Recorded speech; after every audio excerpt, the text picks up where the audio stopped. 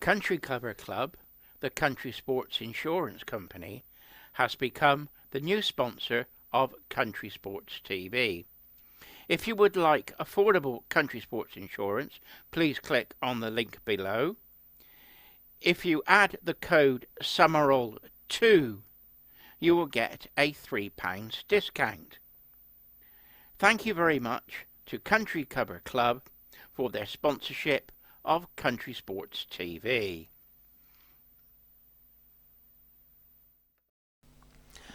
Hello and welcome to Country Sports TV.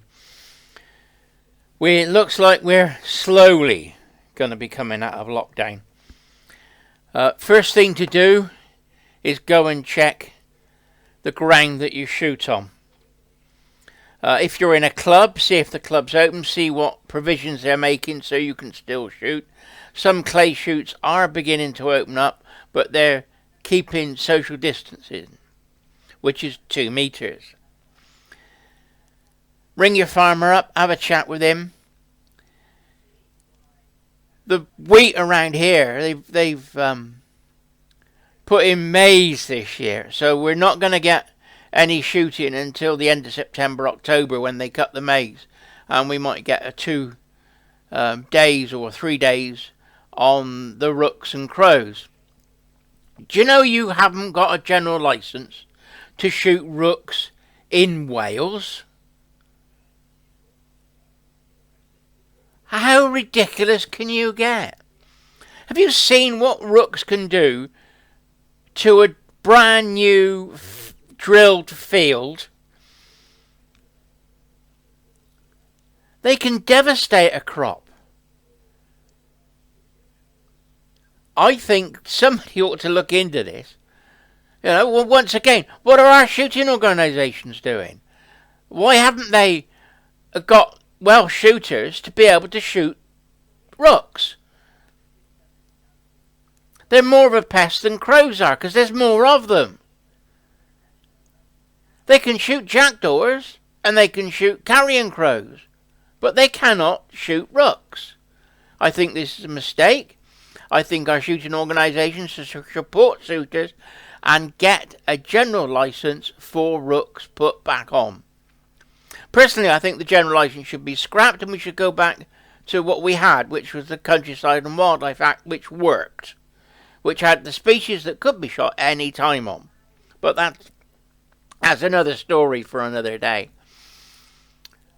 What I'd like to talk about now is steel shot. Now, we know that the shooting organisations have come out and agreed that there should be a voluntary ban. I'm going to call it a ban. They're not saying it's a ban. Voluntary withdrawal of lead shot for game shooting in September, when the game season starts. They're saying it's because they can't sell lead shot game to the supermarkets. Well, what happens if you don't shoot game for the supermarkets? You're a small shoot, or one guy who goes out and, shoots the odd pheasant walked up. Are you going to be asked to stop using lead? I think the way this is worded, the answer is yes. I think it's wrong. I think somebody's got to stand up and start fighting. When the Lead Ammunition Group was formed, I worked for 6 years. My business suffered because of it. I had a group of about 6 real experienced shooters with me. And I became the public voice of the ordinary shooter in this country. I fought for years to stop a lead ban when the Lead Ammunition Group was there. Luckily, Sir Barney Spunner walked from the Lead Ammunition Group, and it would not have looked right for the other shooting organisations to stay with him after he had left. The science was not proven. That's why the government did not ban lead shot on the lead ammunition group's request, on their recommendations. Liz Truss wrote to John Swift saying she is not persuaded to ban lead at this time because it has not been proven. I was told this when I worked for the civil service for 6 years. I worked for the Department of the Environment in Bristol. A top civil servant in the wildlife department told me in 1998, this is before the lead ban for wildfowling, when we were going all through that, she asked me, why are Basque not fighting your corner? Yes, jaw-dropping, isn't it? Why is Basque not fighting your corner, she asked me. I said, I don't know, and she showed me a letter from Dr. Harrodine. I can't remember the letter word for word, but basically it said that they agreed with everything that the WWT had come up with.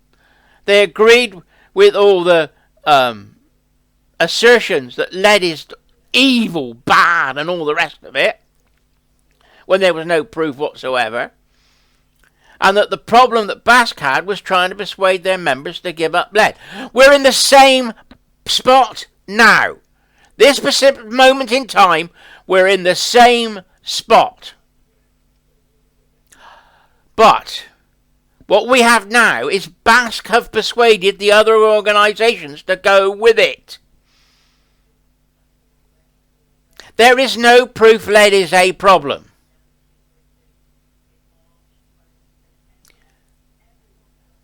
The government set up the lead ammunition group to look at the lead question. They looked at it with scientists, shooters, and conservationists.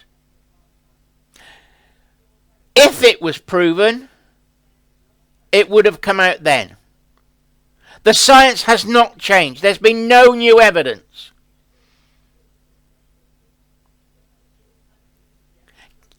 If Basque really wanted to support shooting and really wanted to work for its members, they would say, the Lead Ammunition Group has met under our ex-chief executive, John Swift, and the government has decided not to ban lead because there is no science to back it up. That's the defence we have got. The position has not changed. What has changed is people are believing the bullshit coming out of the conservationists, people like Chris Packham, etc. We have to stand up. If the shooting organisations will not do it for us, we, the shooter, have to stand up on our own. As soon as we come out of lockdown, we, as shooters, will have to write to our MPs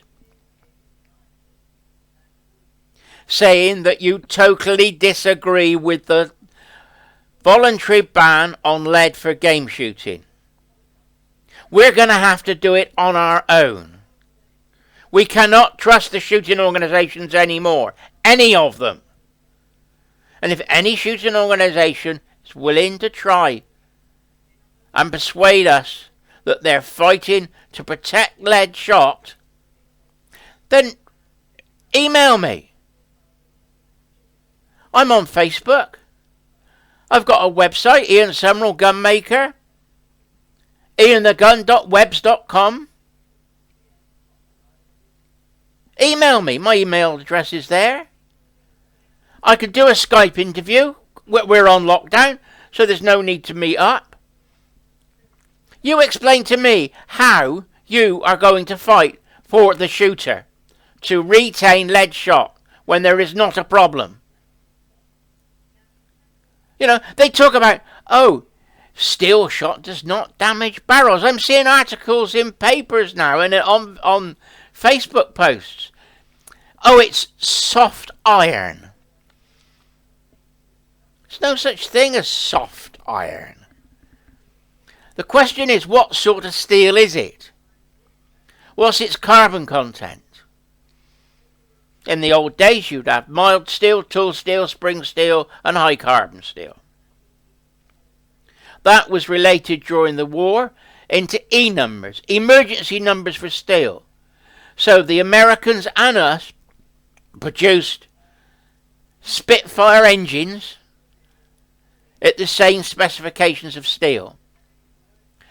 So you had an E number, which was EN 1A, which was what we would class as lead alloy, which was free cutting steel. You had EN 1, EN 2, EN 8, EN 9, EN 35, which was a high carbon steel. Today they got European numbers, and I'm not up on those at the moment. Someone should do a rock wheel test on steel shot to see how hard it is. I've seen the damage that steel shot will do to a barrel. And I'm being told by Basque supporters on Facebook that I don't know what I'm talking about. I've been in the gun trade since I was 15 years old. I'm 64 this year. I'm not in the habit of taking bullshit from you lot. I have seen the damage that steel shot does to barrels. I took a pair of barrels to my barrel man, and he said, "Look at this, Ian," and he showed me a pair of guns, a pair of AYA number 1s. Both barrels were scored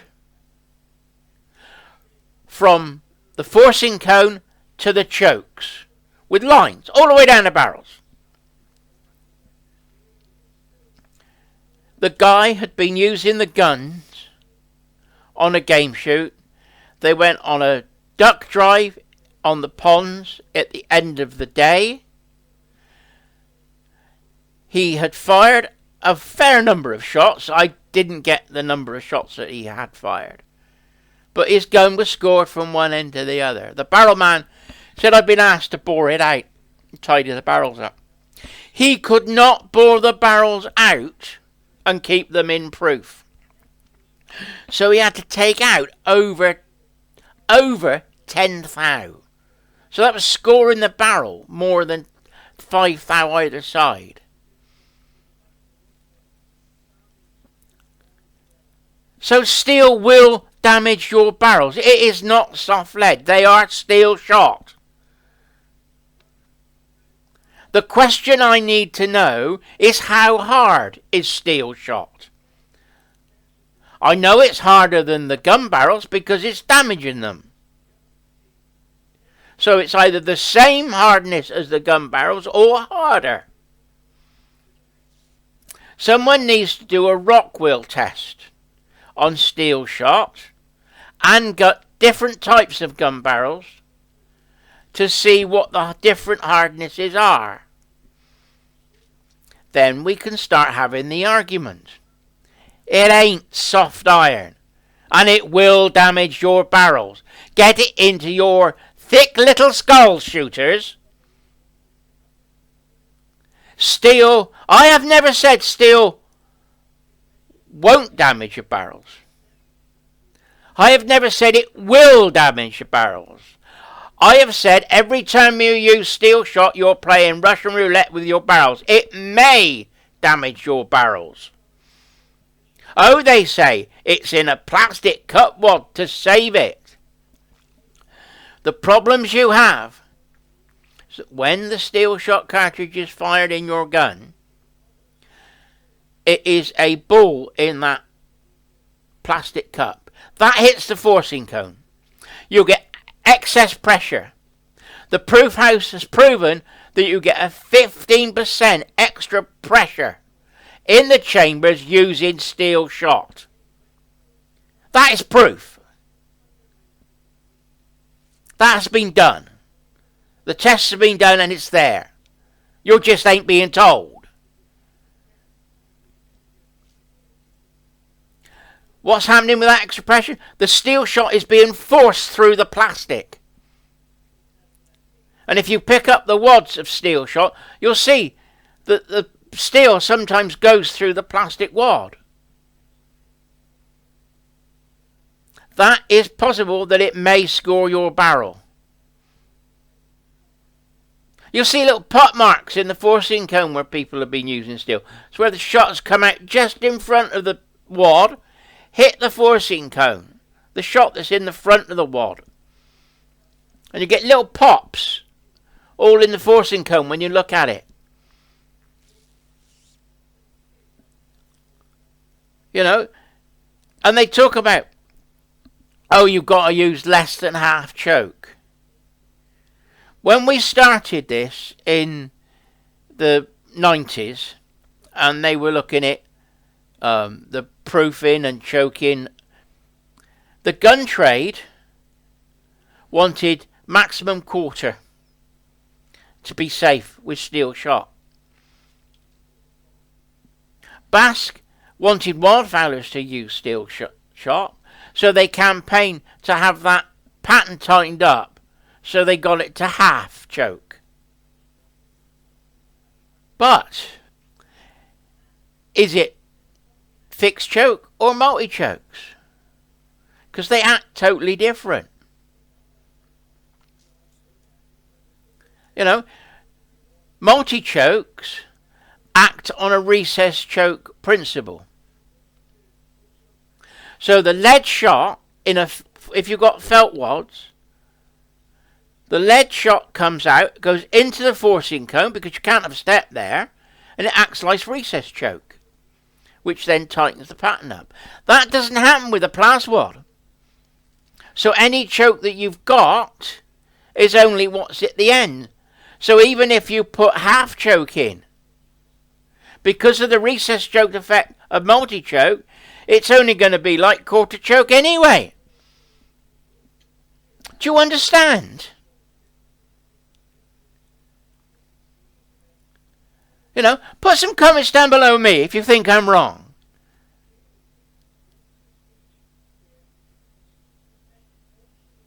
Yes.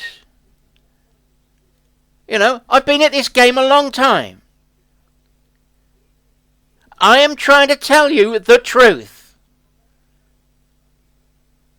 Somebody's got to start hitting heads together, hitting nails on heads, and telling you shooters that lead is not a problem, and steel may damage your barrels. Full stop. There is no such thing as soft iron. The question is, what type of steel is it and how hard is it? I don't know. I haven't got a Rockwell hardener tester. So if somebody out there who's a shooter has got a Rockwell hardening tester, perhaps you could do some Rockwell hardening tests on steel shot for me. Put the results underneath this video and email me them. I'd love to see them. Anyway, Ian, unhappy shooter, unhappy gunsmith. The fight continues. I've only got this platform now. The magazines will no longer take my articles. You know, I want to know who out there is there to support you. Because Basque aren't. Who out there is going to support you? Anyway, Ian, one pissed off gunsmith. Bye for now.